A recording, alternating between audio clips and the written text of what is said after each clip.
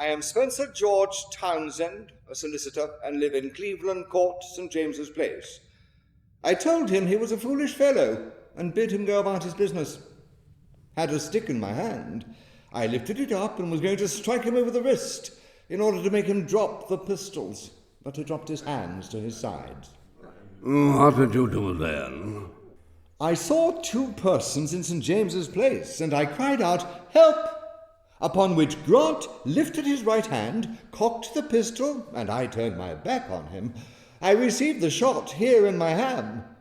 When I was on the ground, he came up to me and swore at me, and cocked the pistol and fired again.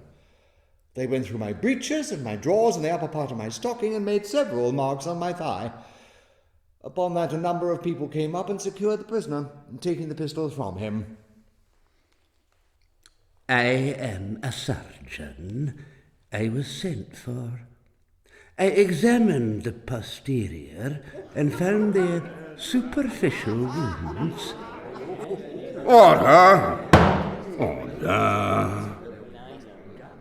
I am Jesse Gregson and was solicitor to the accused.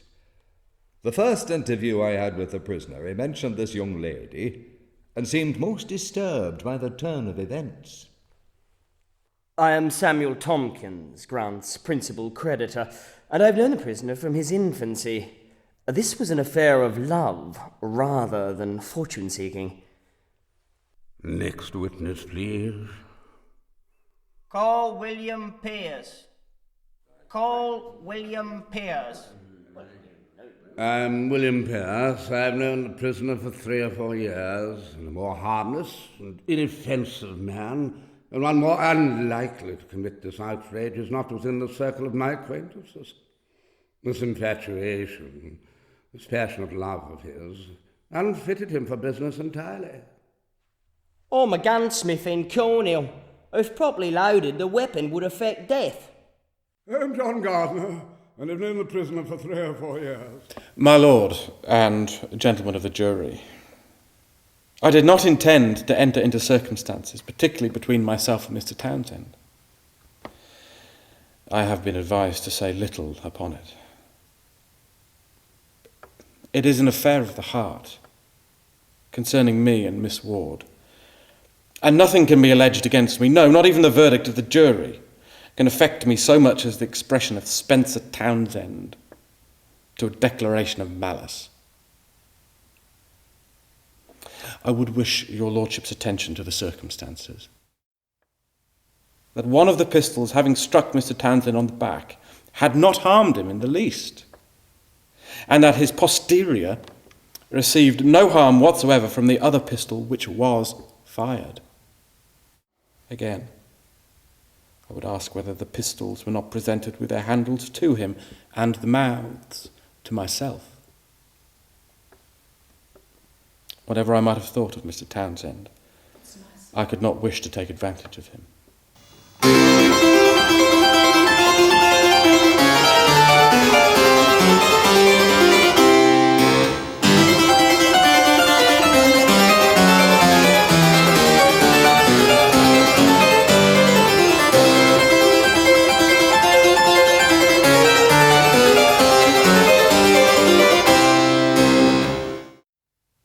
On transport Coromandel, lying in Dover roads, waiting for wind, 3rd of December, 1803. I thank you, my dearest mother, for the additional proofs of your anxiety for my comfort, which your 2 other boxes of valuables of all kinds afford. I have been into the hold to check the location of my other belongings, and seen that the violin and the harpsichord are safely stowed. The distress I feel in parting is silent, but excessive. If I am to be treated with civility, it could have begun by my being invited on shore a few hours prior to the 199 abominable villains whom the British government has given me as companions.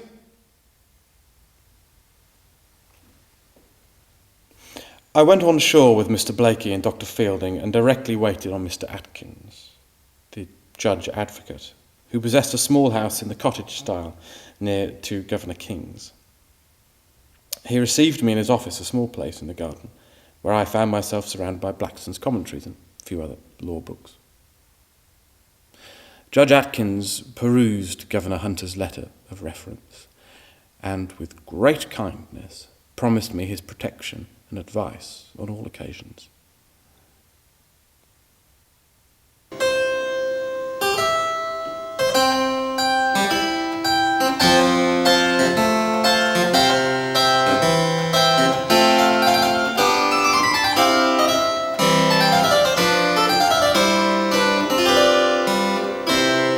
As I sailed toward the little promontory from Sydney Cove, it was clear that, as Sir Henry and I had anticipated, there was indeed a private gathering underway on the lawns of Government House. The house sat atop the slope with a cunning eye to the view of Sydney Cove. From its veranda, the garden, partly grassed and well cultivated with orange and gum trees, sank gracefully down to the water's edge. No one questioned me as I walked up the lawn to the group where Governor King was standing. I waited on him and announced my name. It was clear that he did not recognise me as a convict, for he civilly touched his hat. I reminded him of the letter I had sent last week, and as I did so, his face betrayed a growing astonishment. "This, sir, is a most unwarranted intrusion," he said sharply. "This is no way to seek audience with me." At that moment I was seized by the arm and coat collar. The man who held me tightly was Ensign Draffin. I recognised him from the coromandel. "Leave him go," the governor said, waving Draffin away. "Let him have his say, gentlemen. This is a free country, surely." This remark caused a shout of laughter, but Draffin accordingly let me go. I was so hurt and agitated that I spoke low, and the governor did not at first understand what I said. "Your Excellency, I request a reply to my letter. That is all I ask." "Mr. Grant," he replied, "I always like to consider my replies." Confident now that I had been given this brief moment's audience with the governor, I strove to make the best of it. "I ask for freedom within the colony, sir, and I shall not rest until it has been given to me." At this he cut me off. "That's enough, sir, I'll hear no more." Determined to impress myself upon his memory, I remained standing. "Go, sir, go!" he shouted. "I have had cause to remember your impertinence before. Go, before I feel bound to bring further hardship upon you." I very slowly retired to my little boat.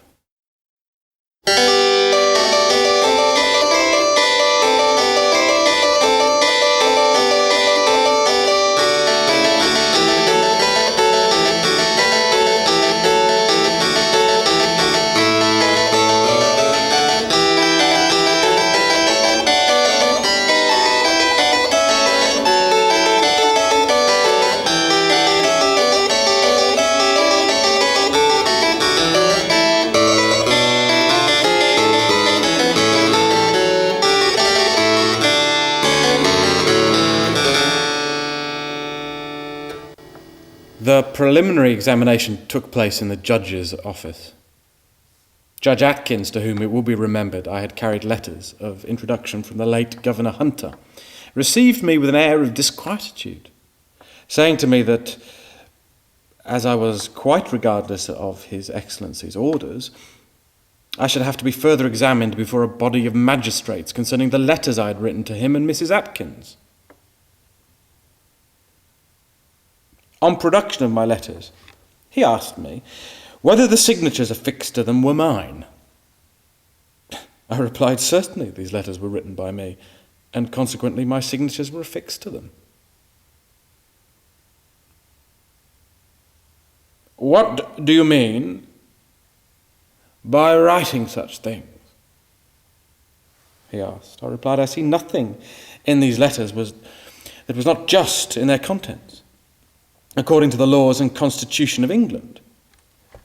Are we not all born under the same government? Are we not all subject to the same crown? Ought we not all to understand and exercise these laws? I tell you, sir, the state of slavery to which the prisoners in this country are subjected is a violation of these laws. I tell you it is heartless. I tell you it is cruel. Then Atkins leaned forward persuasively. John Grant, he said, are you disposed to withdraw the contents? I did not hesitate to retort. Sir, I do not write on such important subjects without much thought and deliberation. The magistrates looked at each other in silence. Dr. Harris then read aloud that part of the letter relating to my feelings on my arrival in the colony when I saw the corpses of men swaying gruesomely from branches of trees. I found out later that these were Irish rebels. Methought I smelled the bones and heard the groans of dying patriots. Dr. Harris turned pale. He sprang from his chair, knocking it over in his fervid excitement, and shaking his fist at me, he screamed, "If you had been there, sir, and had dared to express such opinions during the rebellion, I would have cut your head from your shoulders!" I was amused by this undignified outburst, and could not help but smile as I picked up a pen from the desk. Doctor, don't get angry. I am not at all formidable. This is my only weapon. This is my only weapon.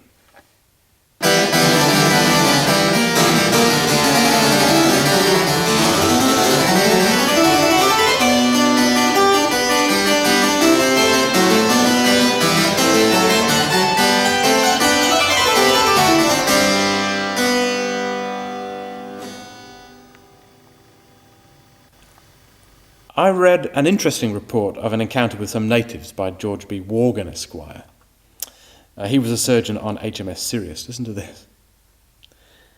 As we were sailing in, we saw 8 or 10 of the natives sitting on the rocks on the south shore, and as the ships boarded pretty near thereto, we could hear them hollow and observe them talking to one another very earnestly, at the same time pointing toward the ships. They all of them in a short time became confident, familiar, and vastly funny, took anything that was offered them, holding out their hands and making signs for the many things that they saw, laughed when we laughed, jumped extravagantly, and repeated many words and phrases after us.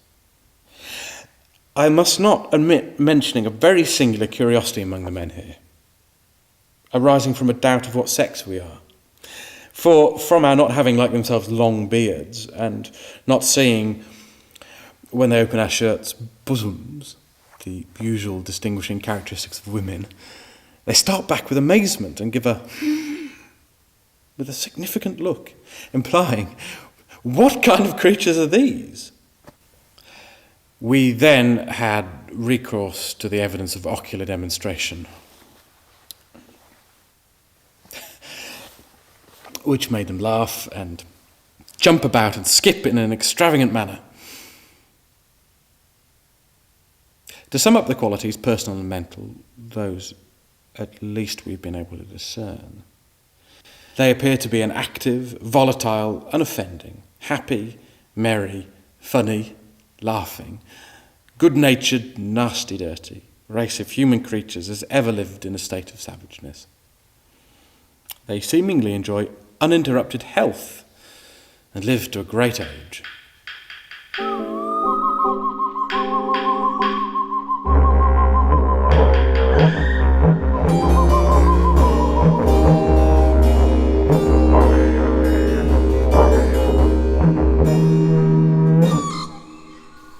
By this time, Admiral Bligh had relinquished his position as governor. Following the rebellion, he remained an absurd caricature, a minister without portfolio, milling about on a ship, wearing his uniform of office, but unable to handle the Great Seal, without which nothing he signed was worth the paper it was written upon. Yet, to Admiral Bligh I went, on Sir Henry's advice, when the Hindustan lay waiting to take this unfortunate sailor and Judge Advocate Atkins back to England.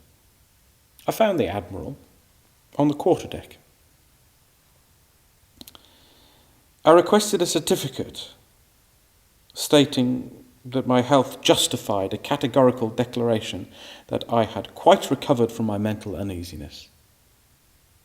Bligh was interested, and, turning to one of his officer escorts, demanded pen and ink and a table upon which to write. And when he had completed it, a laborious task, for Bligh was no penman, he handed the certificate to me with a courtesy that was unexpected, expressing a friendly wish that I would be successful in obtaining early freedom. Reluctant as I was to criticise the wording of the statement, I felt bound to make some comment. Your Excellency, I said, I would express my humble gratitude for that part of the testimony which you expressed so kindly in my favour. But the remark hinting at my mental derangement, in so much as it supposes a loss of reason, is indeed incorrect. Bligh, now in jovial mood, ordered me to give back the paper, and, appreciating no doubt the importance of such an inflection, altered the wording to mental uneasiness, and, smiling once more, handed the certificate back to me. This is to certify that Mr. Grant is, from all I can learn, recovered from some mental uneasiness arising from two causes, namely, a disappointment in love, and consequent exile and punishment for attacking the person who occasioned it, and the hardships he has endured by forcible convict labour in New South Wales. From my knowledge of him, he has conducted himself in a mild and inoffensive manner, and bears a morally good character.